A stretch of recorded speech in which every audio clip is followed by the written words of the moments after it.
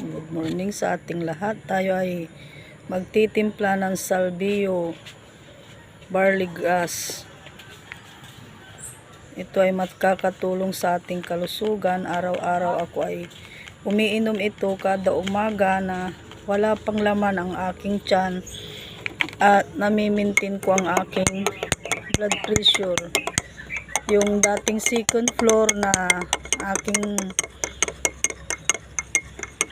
nilalakad, dati ay hinihingal ako mula nang nakainom ako ng salvio barley grass ay hindi na ako hinihingal at napakaganda ito sa ating kalusugan. At dati madaling araw alas 4 ng umaga gutom na tayo, pero ngayon hindi na tayo ginugutom dahil ito ang aking iniinom kada umaga.